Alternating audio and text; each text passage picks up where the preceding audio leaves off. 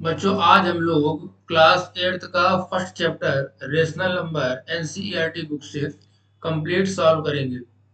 इस चैप्टर में जो रेशनल नंबर के बारे में जो प्रीवियस क्लास में आपने पढ़ रखा है उसको यूज करना है। इस चैप्टर में जो हमको पढ़ना है सबसे पहले प्रॉपर्टीज को समझना है। रेशनल नंबर की डिफिनीशन, रेशनल नंबर की कंडीशन, रेशनल नंबर की एग्जांपल क्लास सेवेंथ का जो फर्स्ट चैप्टर है या क्लास सेवेंथ में आपको जो पढ़ाया गया होगा उसमें आपको इसकी जानकारी दी गई होगी। क्लास सेवेंथ का जो फर्स्ट चैप्टर है वो इंटीजर है, तो इंटीजर के बाद में रेशनल नंबर को भी पढ़ाया गया होगा क्लास सेवेंथ में। अगर नहीं पढ़ाया गया है तो हम थोड़ा सा रिकॉल कर देते हैं। रेशनल नंबर की अगर डिफिनीशन की बात की जाए तो हम लोग कह सकते हैं कि सिंपलेस्ट फॉर्म ऑफ फ्रैक्शन होता है रेशनल नंबर। आपको केवल एक रिवाइज कराया जा रहा है, बाकी सारी चीजें आप लोगों ने पढ़ी होंगी। रेशनल नंबर क्या होते हैं? सिंपलेस्ट फॉर्म ऑफ फ्रैक्शन होता है रेशनल नंबर। जैसे कि अगर हम आपको एक एग्जांपल दें, जैसे 2/4 लिखा हुआ है तो ये फ्रैक्शन है। अगर इसको सिंपलेस्ट फॉर्म में ले आए, कैसे ले आए? अगर 2 और 4 का एचसीएफ निकालें तो 2 और 4 का एचसीएफ जो होगा वो 2 होगा। और अगर हम दोनों नंबरों को 2 से डिवाइड कर दें तो जो मेरा रिजल्ट आएगा 1/2, ये हमारा रेशनल होगा। अब इसको और सिंपलेस्ट फॉर्म में हम नहीं ले जा सकते हैं। तो रेशनल नंबर क्या होते हैं कि फ्रैक्शन को अगर हम सिंपलेस्ट फॉर्म में ले आए तो वो रेशनल हो जाएंगे। एक तो कंडीशन ये है। दूसरी कंडीशन क्या होती है कि टर्मिनेटिंग हो और रिपीटिंग हो। ये आपको नाइन्थ में पढ़ना होगा कि टर्मिनेटिंग और रिपीटिंग क्या होते हैं। क्लास एट तक आप केवल इतना ही समझना है कि अगर हम किसी फ्रैक्शन को सिंपलेस्ट फॉर्म में ले आए तो वो हमारा रेशनल होगा। या अगर कंडीशन की बात करें तो रेशनल नंबर को पहचानने की 3 कंडीशन आपको याद रखनी है। एक P/Q के फॉर्म में हो, दूसरा Q नॉट इक्वल टू 0 हो, और तीसरा P और Q को प्राइम होने चाहिए। को प्राइम का मतलब क्या है कि जिनके बीच का एचसीएफ 1 होना चाहिए। P और Q का एचसीएफ निकाला जाए तो 1 आना चाहिए। तो ये तो बात हुई रेशनल नंबर की। इसके बाद में जो हमें इस चैप्टर में सबसे पहले सीखना है वो सीखना है रेशनल नंबर की प्रॉपर्टीज। अच्छा, प्रॉपर्टीज जो है वो हमने रेशनल नंबर के बजाय नेचुरल, होल, इंटीजर सभी को इंक्लूड कर लिया है। इस चैप्टर में जो हमें प्रॉपर्टीज समझनी है उसमें हम सभी के जो है नेचुरल नंबर और होल नंबर और इंटीजर और रेशनल के बारे में सीखेंगे कि कौन सी प्रॉपर्टी किस नंबर के लिए किस तरीके से अप्लीकेबल होगी। तो सबसे पहले आपको स्क्रीन पे दिख रहा है क्लोजर प्रॉपर्टी की बात की गई है। तो जो टेबल बनाया है हमने उसको समझते हैं कि वो क्या किस तरीके से हमको पढ़ना है। तो इधर हमने क्या दिया है, इस तरफ हमने नंबर्स को ले लिया है और इधर जो लिए हमने ऑपरेशंस ले लिए, ये हमने ऑपरेशंस ले लिए हैं। अब नंबर्स क्या है? नेचुरल नंबर है, होल नंबर है, इंटीजर है और रेशनल है। और ऑपरेशन क्या क्या? एडिशन, सब्ट्रैक्शन, मल्टीप्लिकेशन और डिवीजन। तो अब इसमें क्या होगा, जो नेचुरल नंबर होते हैं वो एडिशन के लिए ट्रू होते हैं क्लोजर प्रॉपर्टी के लिए, सब्ट्रैक्शन के लिए फॉल्स होते हैं। यानी सब्ट्रैक्शन के लिए नेचुरल नंबर में क्लोजर प्रॉपर्टी एप्लीकेबल नहीं है। इसी तरीके से मल्टीप्लिकेशन के लिए ट्रू होते हैं और डिवीजन के लिए फॉल्स होते हैं। तो क्लोजर प्रॉपर्टी के लिए चारों जो नंबर हमारे हैं, natural number, whole number, integer और रेशनल नंबर, उसकी जो कंडीशन है वो आपको इस तरीके से समझ में आ जाएगी। नेचुरल नंबर्स एडिशन के लिए ट्रू होते हैं, होल नंबर ट्रू होते हैं, इंटीजर ट्रू होते हैं, रेशनल ट्रू होते हैं। सब्ट्रैक्शन के लिए नेचुरल नंबर जो होते हैं वो फॉल्स होते हैं, होल नंबर फॉल्स होते हैं, इंटीजर ट्रू होते हैं। अब इंटीजर क्यों ट्रू होते हैं? जैसे कि सपोज हमने कोई इंटीजर ले लिया 1 और 2, और हमारी प्रॉपर्टी क्या कहती है कि अगर कोई दो नंबर है ए और बी, अब ये जो भी है मान लीजिए इंटीजर है तो इनका सम भी इंटीजर आना चाहिए या इनका डिफरेंस भी इंटीजर आना चाहिए। तो अगर हम इसको डिफरेंस की बात करें, मान लीजिए 1 और 2 है, अगर हम इसका डिफरेंस कर दें तो डिफरेंस करेंगे तो हम 2 से 1 को माइनस करेंगे तो क्या आएगा 1। तो 2 से जब 1 को हम करेंगे सब्ट्रैक्ट तो जो रिजल्ट आ रहा है वो भी तो इंटीजर है।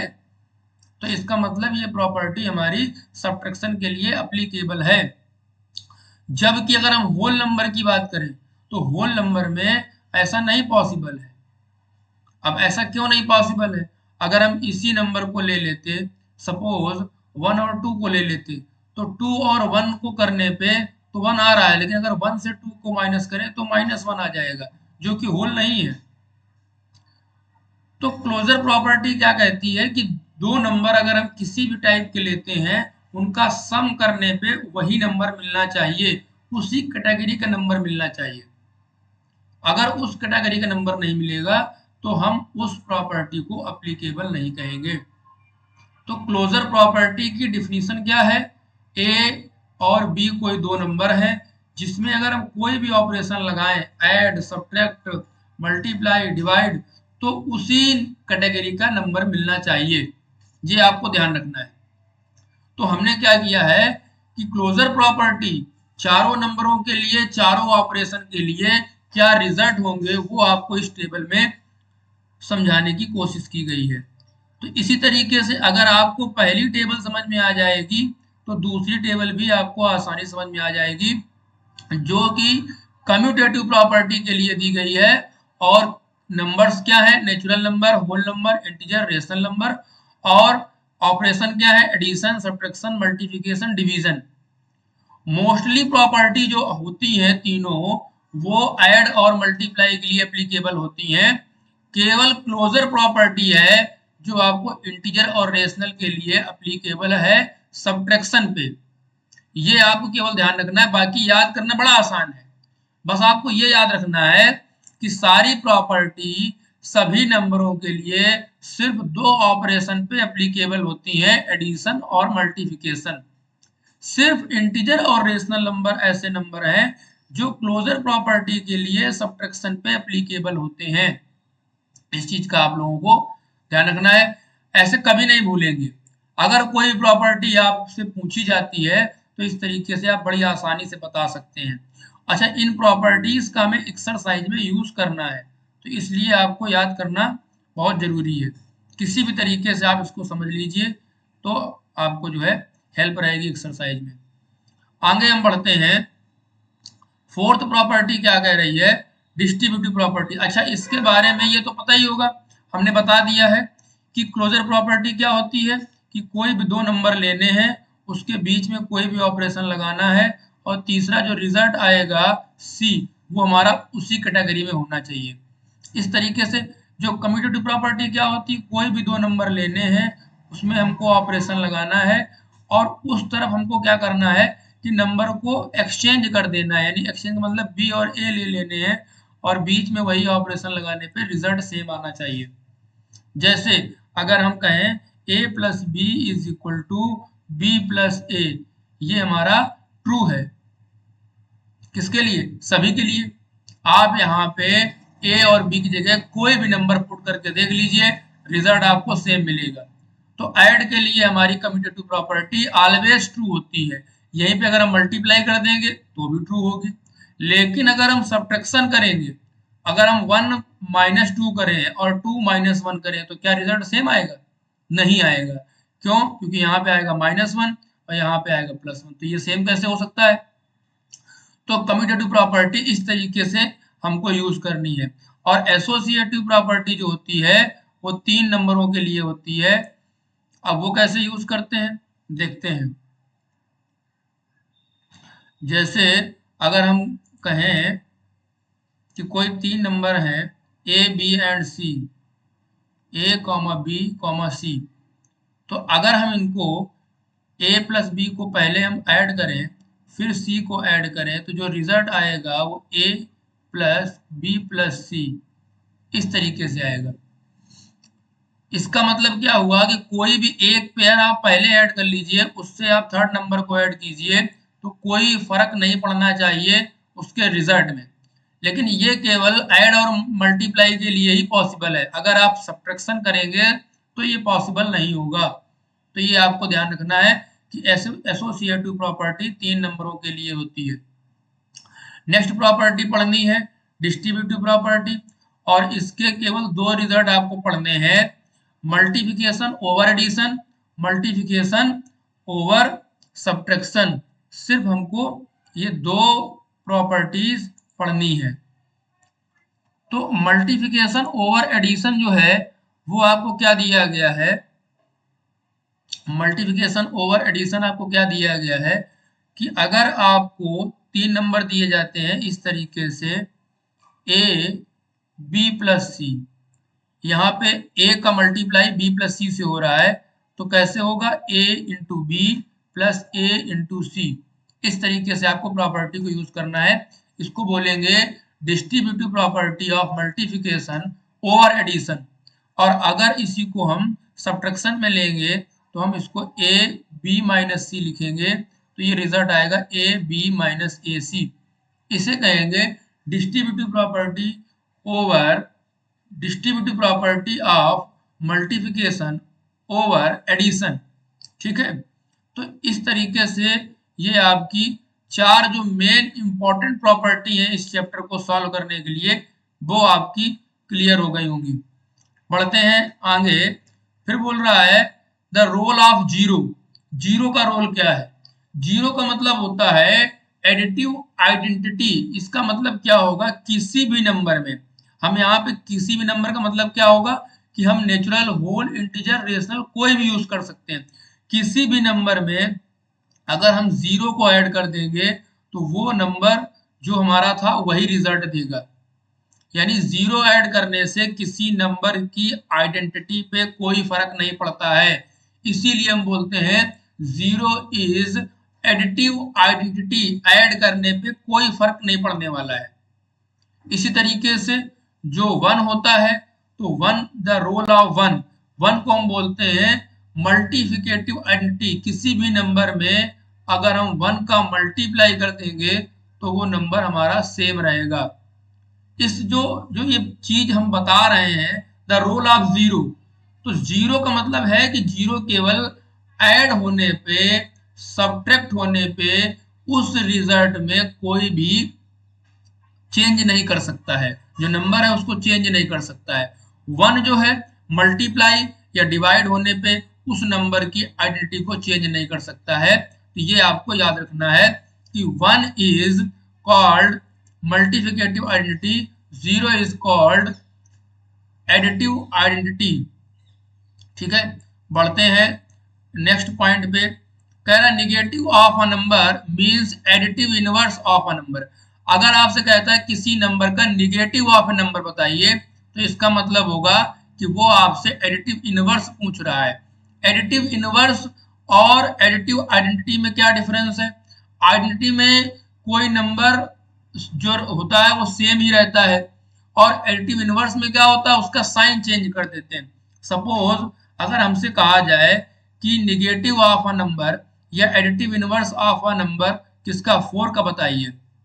अगर हम आपसे कहें कि एडिटिव इनवर्स बताइए 4 का, तो आप आंसर देंगे -4। अगर हम कहेंगे एडिटिव इनवर्स बताइए -4, तो आप कहेंगे 4। जो साइन है उसको आपको चेंज कर देना है, माइनस तो प्लस, प्लस तो माइनस। अच्छा, और कोई साइन यहाँ पे यूज नहीं कर सकते हैं। सिर्फ हमको क्या करना है, एक तरीके से आप समझ सकते हैं इस तरीके से भी कि जिस नंबर का हमको एडिटिव इनवर्स पूछा गया है उसमें माइनस का मल्टीप्लाई करा देंगे। अब अगर -4 का पूछा गया है तो माइनस का कराने पर मल्टीप्लाई वो क्या हो जाएगा, +4 हो जाएगा। तो इसको हम बोलते हैं एडिटिव इनवर्स। दूसरा होता है रेसिप्रोकल ऑफ अ नंबर। तो रेसिप्रोकल ऑफ अ नंबर क्या होता है, इसको हम लोग बोलते हैं मल्टीप्लिकेटिव इनवर्स। मल्टीप्लिकेटिव इनवर्स में क्या होता है कि उस नंबर को हमें रेसिप्रोकल करना होता है। जैसे अगर हम कहें कि मल्टीप्लिकेटिव इनवर्स बताइए 4 का क्या होगा, तो मल्टीप्लिकेटिव इनवर्स कैसे निकालेंगे, हमको निकालना है मल्टीप्लिकेटिव इनवर्स ऑफ 4, तो ये हो जाएगा 1/4।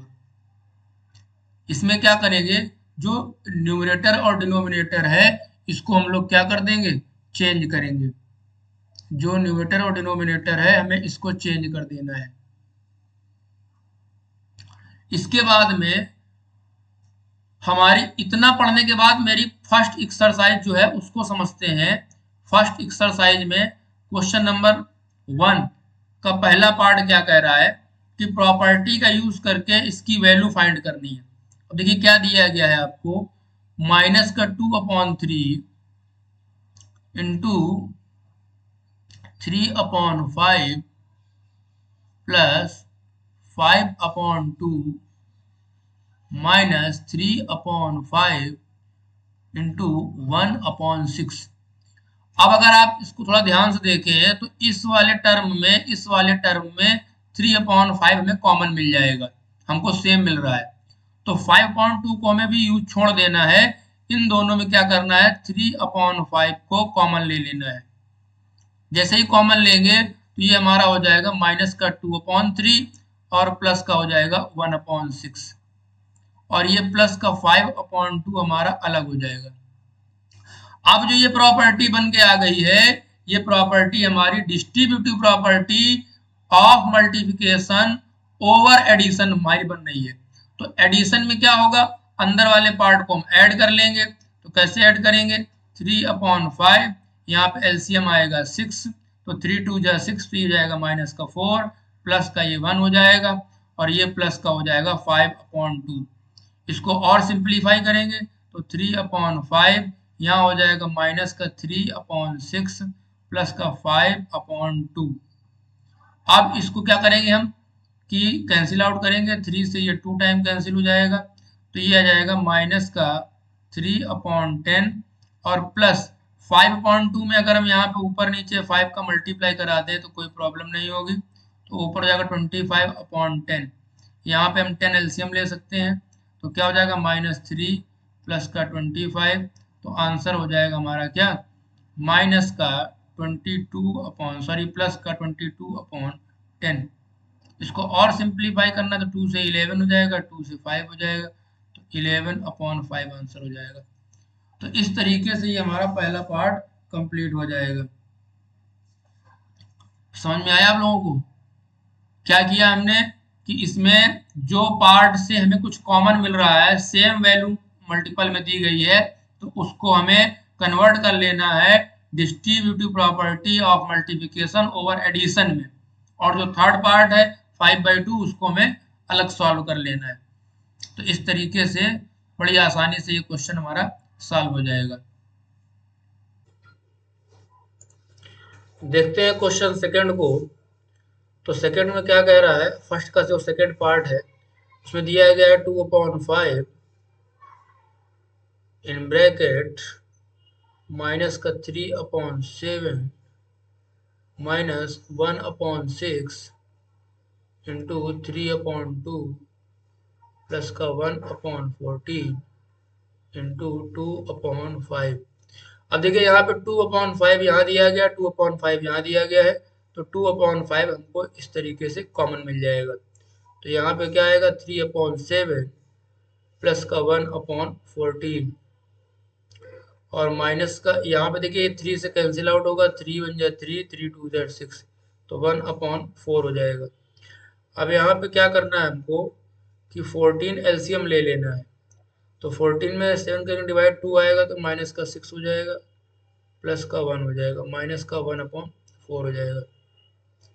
इसको और सिंप्लीफाई करेंगे तो क्या होगा, 2/5 और मल्टीप्लाई में क्या हो जाएगा, माइनस का 5/14 और माइनस का 1/4 दिया गया। तो ये 5 से 5 कैंसिल आउट हो जाएगा, 2 से ये 7 टाइम कैंसिल हो जाएगा, तो रिजल्ट क्या हो जाएगा, -1/7 माइनस 1/4।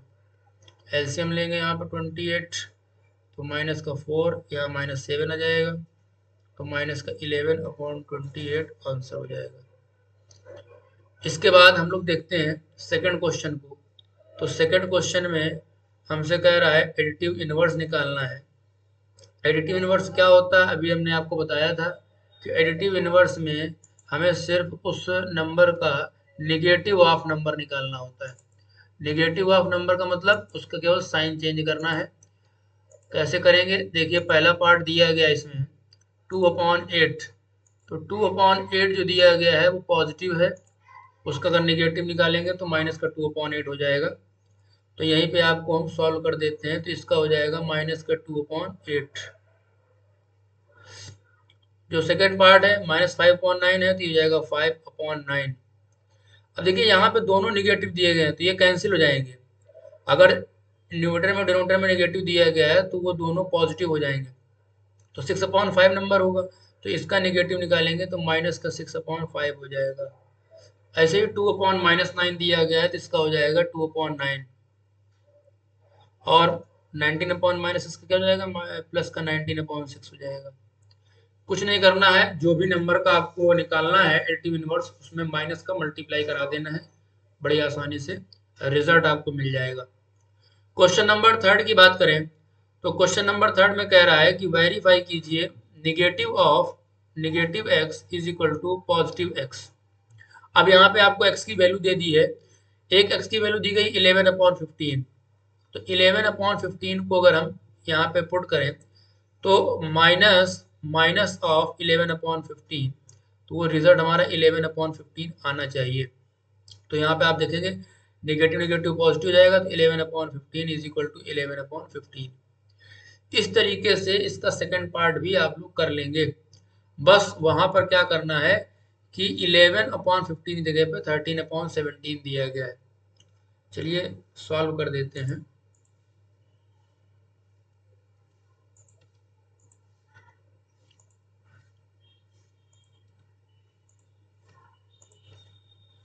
हमें x की वैल्यू दी गई है 13/17, यहाँ पे रखेंगे तो -13/17 इज इक्वल टू प्लस 13/17, तो यहाँ पे आ जाएगा 13/17 इज इक्वल टू 13/17, ये हमारा आंसर हो जाएगा। इसके बाद में क्वेश्चन नंबर 4 में कह रहा है मल्टीप्लिकेटिव इनवर्स निकालना है। तो मल्टीप्लिकेटिव इनवर्स मतलब क्या था, हमने बताया था रेसिप्रोकल ऑफ अ नंबर। अगर मल्टीप्लिकेटिव इनवर्स निकालना है तो हमें रेसिप्रोकल ऑफ अ नंबर निकालना होगा। रेसिप्रोकल में क्या करते हैं, जो n होता है और d होता है उसको इंटरचेंज कर देते हैं। जो डिनोमिनेटर होता है उसे कर देते हैं न्यूमरेटर, और जो न्यूमरेटर होता है उसको कर देते हैं डिनोमिनेटर। जैसे कि देखिए क्वेश्चन नंबर 4 का फर्स्ट पार्ट है, -13 दिया गया है, तो इसका मल्टीप्लिकेटिव इनवर्स हो जाएगा, अगर इसके अपॉन में 1 ले लें तो माइनस का 1/13 हो जाएगा। सिमिलरली सेकंड पार्ट जो है माइनस का 13/19 दिया गया है, तो इसका 19/13 हो जाएगा माइनस का, तो माइनस आप ऊपर लगाएं या नीचे कोई दिक्कत नहीं है। 1/5 दिया गया है थर्ड पार्ट, तो इसका क्या हो जाएगा, हमारा साइन नहीं चेंज करना है, साइन जैसा है वैसा ही रहेगा जो जहाँ पे है, 5/1 हो जाएगा। इसके बाद में जो फोर्थ पार्ट है इसको थोड़ा सिंप्लीफाई करेंगे, तो 5/8 3/7 निगेटिव, तो ये पॉजिटिव हो जाएगा, क्या आएगा 15/56।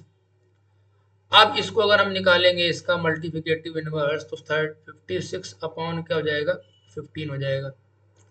सिमिलरली जो फिफ्थ पार्ट है इसमें कह रहा है कि -1 इंटू -2/5, तो हो जाएगा 2/5, और इसका मल्टीप्लिकेटिव इनवर्स जो निकालेंगे तो वो 5/2 हो जाएगा। -1 का मल्टीप्लिकेटिव इनवर्स -1 ही होगा।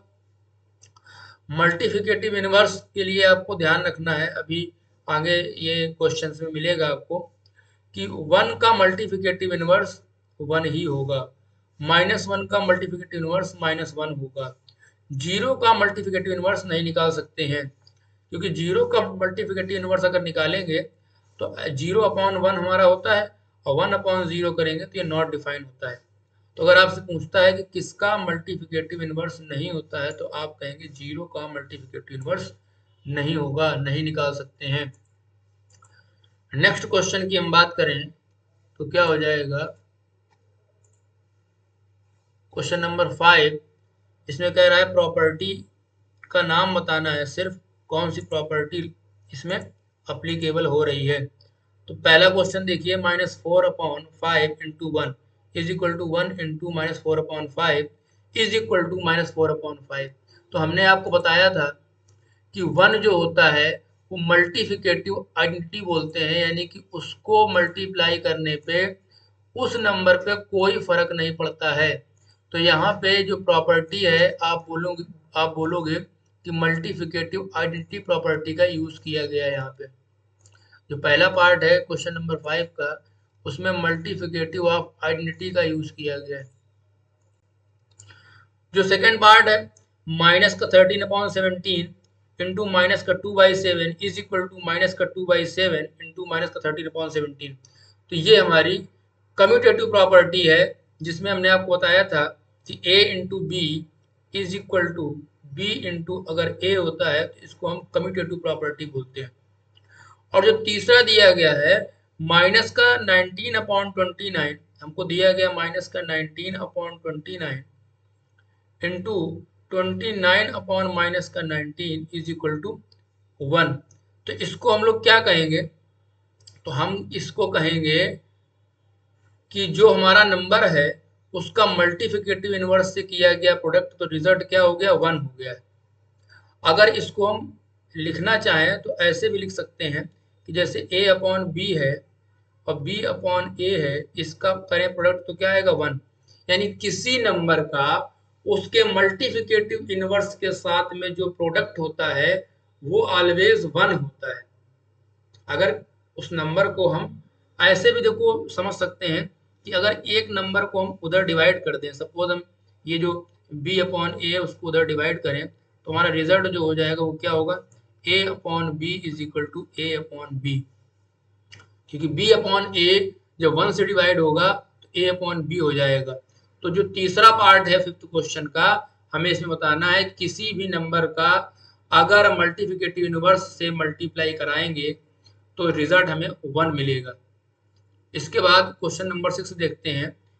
क्वेश्चन नंबर 6 में कह रहा है multiply 6/13 by the reciprocal of -7/16। तो हमें मल्टीप्लाई करना है 6/13 का किसके साथ में, रेसिप्रोकल ऑफ माइनस का 7/16, तो जाएगा माइनस का 16/7।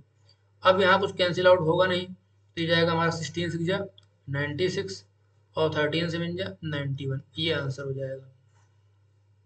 इसके बाद में क्वेश्चन नंबर 7 कह रहा है tell what property allow you to compute 1/3 into 6 into 4/3 as 1/3 into 6 into 4/3। तो ये ऐसे एसोसिएटिव प्रॉपर्टी है over multiplication. Associative property over multiplication. Associative में हमने 4 प्रॉपर्टी आपको बताई थी, एक तो एडिशन के लिए, सब्ट्रैक्शन के लिए, मल्टीप्लिकेशन के लिए और डिवीजन के लिए। और हमने ये भी बताया था कि ऐड और मल्टीप्लाई के लिए एप्लीकेबल होती है, तो ये मल्टीप्लाई के लिए है और ये ट्रू है। इसके बाद क्वेश्चन नंबर 8 में कह रहा है 8/9 द मल्टीप्लिकेटिव इनवर्स ऑफ -1 1/8। तो जरा हम इसको चेक करते हैं। पहली बात तो साइन चेंज कर दिया है तो ये मल्टीप्लिकेटिव इनवर्स नहीं होगा। अगर साइन चेंज हो गया है, 8/9 कह रहा है मल्टीप्लिकेटिव इनवर्स है -1 1/8, तो पॉसिबल नहीं है। हाँ, अगर इसको बोलते कि एडिटिव इनवर्स है तो ये हमारा सही होता, लेकिन इसमें सही नहीं होगा, क्योंकि -1 1/8 को अगर हम सॉल्व करेंगे तो वो माइनस का 9/8 आएगा, और 8/9 का ये ना तो मल्टीप्लिकेटिव इनवर्स है और ना एडिटिव इनवर्स है। अगर निगेटिव नहीं होगा तो ये हमारा हो जाएगा मल्टीप्लिकेटिव इनवर्स। अगर हम ये निगेटिव हटा दें तो हमारा मल्टीप्लिकेटिव इनवर्स हो जाएगा, और अगर हम 8/9 कर देंगे तो हमारा ये एडिटिव इनवर्स हो जाएगा। क्वेश्चन नंबर 9 में कह रहा है 0.3 the multiplicative inverse of 3 1/3 why not. नहीं होगा, क्योंकि 0/3 का मतलब है 3/10 और 3 1/3 का मतलब है 10/3। हाँ बिल्कुल सही है, हो जाएगा। ये मल्टीप्लिकेटिव इनवर्स है, 3/10 का मल्टीप्लिकेटिव इनवर्स 10/3 होगा। अगर सॉल्व करेंगे आप, 0.3 को हम 3/10 कहेंगे और 3 1/3 को 10/3 कहेंगे, तो 3/10 का मल्टीप्लिकेटिव इनवर्स 10/3 हो जाएगा, तो ये हमारा ट्रू है। और क्वेश्चन नंबर 8 जो है वो फॉल्स हो जाएगा। तो इस तरीके से आपके ये क्वेश्चन नंबर 9 तक जो है कंप्लीट हो गया। क्वेश्चन नंबर 10 देखते हैं। 10 में कह रहा है right the rational number that does not have a reciprocal. अभी आपको बताया था कि जो 0 होता है उसका रेसिप्रोकल नहीं हो सकता है। The rational number that are equal to its reciprocal, तो 1 और -1 दो ऐसे नंबर हैं जो अपने रेसिप्रोकल के इक्वल होते हैं। The rational number that is equal to its negative, तो ये जीरो होता है रेशनल नंबर जो अपने निगेटिव के इक्वल होता है। Zero has no reciprocal, F I B है क्वेश्चन नंबर 11 की। The number are their own reciprocal, तो वन और माइनस वन हो जाएगा। द रेसिप्रोकल ऑफ -5 तो हो जाएगा माइनस का 1/5। The reciprocal of 1/x is x हो जाएगा। The product of two rational number is always rational होगा। The reciprocal of a positive rational number, वो हमारा पॉजिटिव ही रहेगा, रेसिप्रोकल में साइन चेंज नहीं होता है। तो इस तरीके से आपकी ये फर्स्ट एक्सरसाइज कंप्लीट हो गई है।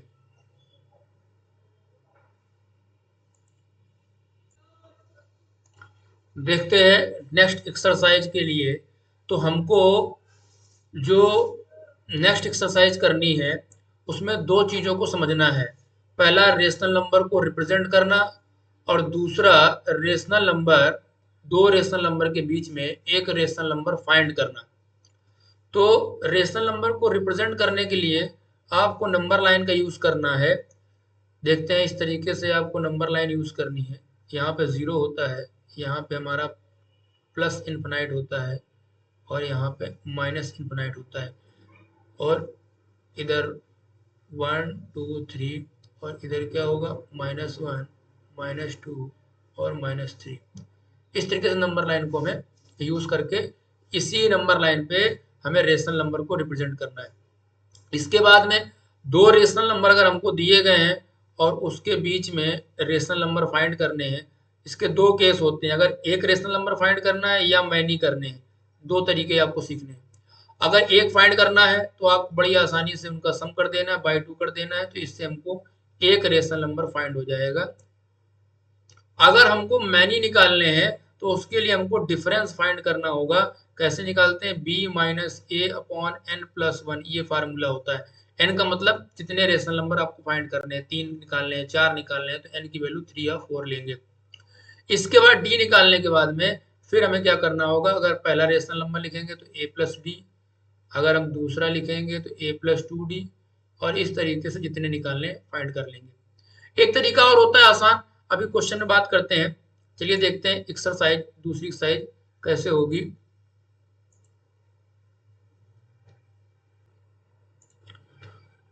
पहला क्वेश्चन दिया गया है 1.2 एक्सरसाइज है।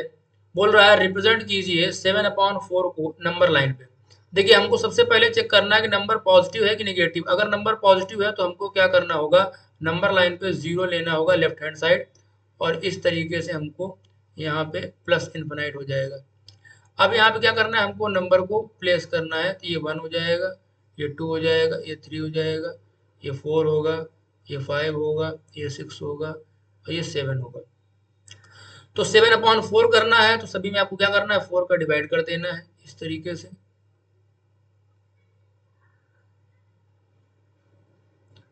और आपको दिख रहा होगा कि 7/4 हमारा number rational number number line पे रिप्रेजेंट हो गया। इस तरीके से हमें नंबर लाइन पे रिप्रेजेंट करना है।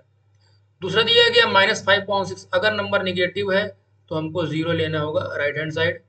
इधर हो जाएगा माइनस इन्फिनाइट, और ये जाएगा -1, इधर हो जाएगा -2, इधर -3, इधर -4, इधर -5, इधर -6।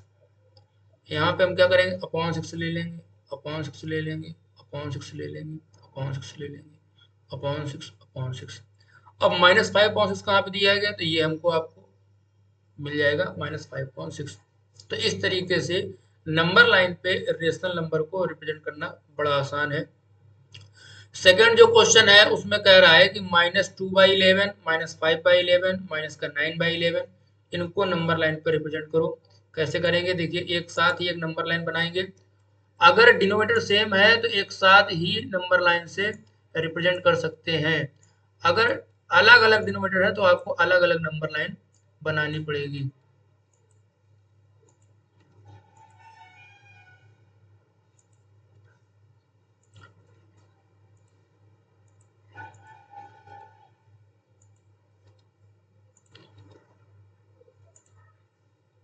हमको क्या करना है?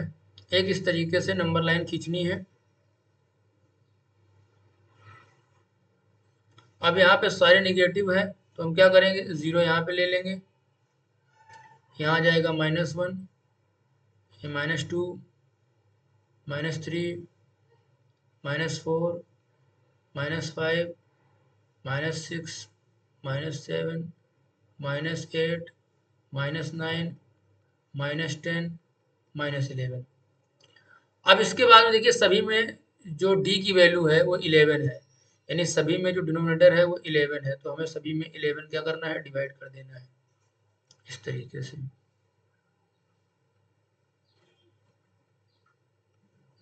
इस तरीके से आप आसानी से किसी भी रेशनल नंबर को नंबर लाइन पर रिप्रेजेंट कर सकते हैं। अब माइनस का 2/11 देखिए ये आपका मिल जाएगा, -5/11 ये मिल जाएगा, और माइनस का 9/11 आपको ये मिल जाएगा नंबर लाइन पे। तो इस तरीके से तीनों नंबर एक ही नंबर लाइन पे रिप्रेजेंट हो गए। फिर कह रहा है थर्ड क्वेश्चन में right 5 rational number which are smaller than 2। हमको 5 ऐसे रेशनल नंबर लिखने हैं जो 2 से स्मॉलर हों। 5 रेशनल नंबर लिखने हैं जो 2 से स्मॉलर हों। देखिए कैसे करेंगे।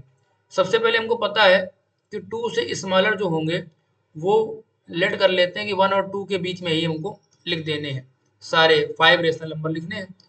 तो अब 2 और 5, 1 और 2 के बीच में 5 रेशनल नंबर निकालने हैं, तो 1 और 2 के बीच में अगर नंबर लाइन को हम ड्रा करें तो ये इस तरीके से 10 ब्लॉक होंगे। पहला वाला ब्लॉक होगा 1.1 जिसको हम 11/10 लिख सकते हैं, दूसरा 1.2 जिसको हम 12/10 लिख सकते हैं, तीसरा 13/2, 1.3 13/10 हो जाएगा। इसी तरीके से 14/10 हो जाएगा और 15/10 होगा। ये सभी रेशनल नंबर 2 से स्मॉलर होंगे और हमको 1 और 2 के बीच में आसानी से मिल जाएंगे।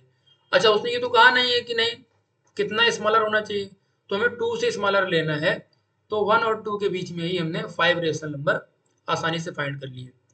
आगे बोल रहा है कि 10 रेशनल नंबर निकालने हैं, -2/5 1/2 के। तो एक तरीका तो जो भी हमने बताया था कि डी निकाल लीजिए, उससे हो जाएगा। लेकिन अगर आप इतना लंबा नहीं करना चाहते हैं तो एक आसान तरीका भी है रेशनल नंबर फाइंड करने का। हालांकि एग्जाम में आपको डी निकाल करके ही करना है, पहले हम बताते हैं कैसे होगा डी फाइंड करके। क्वेश्चन नंबर 4, हमको ए की वैल्यू दी गई है -2/5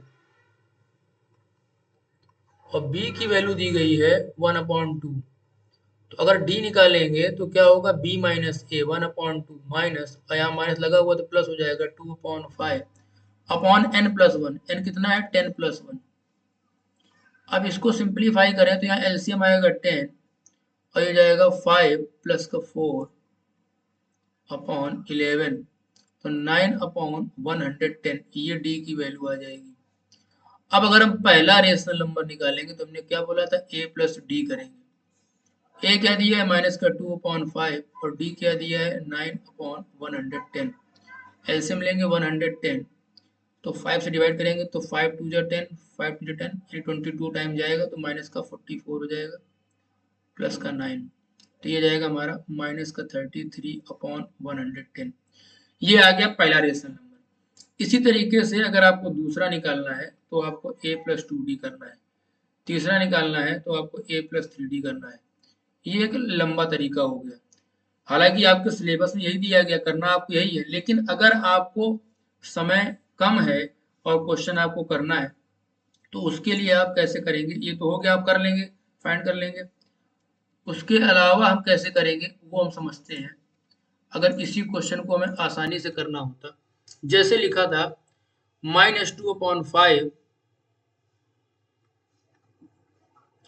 और 1/2, इसके बीच में हमको 10 रेशनल नंबर फाइंड करने हैं। सबसे पहले जो d की वैल्यू वो सेम करेंगे, तो अगर हम यहाँ पे ऊपर नीचे 2 का मल्टीप्लाई कर लें और यहाँ पे ऊपर नीचे 5 का मल्टीप्लाई कर लें, तो हमारा जो डिनोमिनेटर है यानी कि जो फ्रैक्शन है वो हमारा लाइक हो जाएगा, 5/10 लाइक फ्रैक्शन हो गया। इसके बाद क्या करना है, अगर 10 निकालने हैं तो इसमें अगेन ऊपर नीचे हमको एक ज्यादा यानी 11 का मल्टीप्लाई कर देना है, 11 का दोनों में, तो ये हो जाएगा माइनस का 44 अपॉन 110 और यहाँ हो जाएगा 55 अपॉन 110। अब बड़ी आसानी से इसके बीच में हमको 10 रेशनल नंबर मिल जाएंगे। -44 से जो बड़ा होगा वो क्या होगा, -44 से बड़ा लेना है हमको, छोटा नहीं लेना है, तो माइनस का 43 अपॉन 110 हो जाएगा, माइनस का 42 अपॉन 110 हो जाएगा। तो इस तरीके से आप कई सारे रेशनल नंबर निकाल लेंगे। हमको इसके बीच में बहुत सारे रेशनल नंबर मिल जाएंगे, हमें केवल 10 चाहिए। तो इस तरीके से माइनस का 41 अपॉन 110, माइनस का 40 अपॉन 110, माइनस का 39 अपॉन 110, माइनस का 38 अपॉन 110। इस तरीके से आप सारे नंबर फाइंड कर लेंगे। तो ये एक आसान तरीका होता है। क्या करना होगा कि सबसे पहले जो भी रेशनल नंबर दिया गया है उसका हमें क्या करना है कि जो डी है उसको सेम करना है, उसको लाइक फ्रैक्शन में कन्वर्ट करना है। लाइक फ्रैक्शन में जो डिनोमिनेटर होता है वो सेम होता है। जब लाइक फ्रैक्शन में कर लेंगे तो जितने रेशनल नंबर उसने निकालने के लिए बोले हैं उससे एक ज़्यादा की वैल्यू एन और डी में मल्टीप्लाई कर देंगे। तो उससे बड़ी आसानी से आपको बीच में जितने भी पूछे गए हैं वो रेशनल नंबर सारे आसानी से निकल आएंगे। अच्छा, रेशनल नंबर में आंसर नहीं चेक करना होता है क्योंकि कई सारे रेशनल नंबर निकाल सकते हैं, इनफाइनाइट रेशनल नंबर होते हैं। क्वेश्चन नंबर 5 में भी आपको ऐसे ही करना है। 5 रेशनल नंबर निकालने हैं 2/3 और 4/5 के बीच में। तो एक हम कर रहे हैं, बाकी दोनों आपको करने हैं। क्वेश्चन नंबर 5 का फर्स्ट पार्ट है 2/3 4/5, इसके बीच में 5 रेशनल नंबर निकालने हैं। तो यहाँ क्या करेंगे, सबसे उसको लाइक बनाएंगे तो ऊपर नीचे हम 5 का मल्टीप्लाई कर देंगे और यहाँ पे 3 का मल्टीप्लाई कर देंगे। तो ये 10/15 हो गया, ये 12/15 हो गया। अब अगर हमें 5 निकालने हैं तो ऊपर नीचे फिर से क्या करेंगे, 6 का मल्टीप्लाई कर देंगे तो हो जाएगा 60/90 और 72/90। अब इसके बीच में 5 रेशनल नंबर क्या हो जाएंगे, 61/90, 62/90, 63/90, 64/90, 65/90। तो बड़ी आसानी से आप रेशनल नंबर निकाल सकते हैं। इसी प्रोसेस को आपको 5 के सेकंड पार्ट में लगाना है, 5 के थर्ड पार्ट में लगाना है, क्वेश्चन नंबर 6 में लगाना है। अब क्वेश्चन नंबर 6 क्या कह रहा है, -2 से हमको बड़े लेने हैं, -2 से बड़ा, तो -2 से बड़ा -1 होता है और 5 रेशनल नंबर निकालने हैं। अब देखिए इसमें तो नीचे में 1 दिया ही गया है, तो हमें क्या करना है, ऊपर नीचे कर देना है 6 का मल्टीप्लाई। तो माइनस का 12/6 और माइनस का 6/6। अब इसके बीच में अगर हम 5 रेशनल नंबर निकालें तो बड़ी आसानी निकाल आएंगे, जैसे कि माइनस का 11/6, माइनस का 10/6, माइनस का 9/6, माइनस का 8/6, माइनस का 7/6। तो इस तरीके से 5 हमारे रेशनल नंबर बड़ी आसानी से निकल आएंगे जो कि -2 से ग्रेटर होंगे। तो ये आपकी एक्सरसाइज इस तरीके से कंप्लीट हुई। पहला chapter rational number class 8th का इस तरीके से आप लोगों को करना है। एनसीईआरटी बुक से हम सारे क्वेश्चन करा रहे हैं। अगर किसी क्वेश्चन में आपको डाउट है किसी दूसरी बुक का तो आप हमको कमेंट कर सकते हैं या हमें व्हाट्सएप कर सकते हैं इस नंबर पे। Thank you.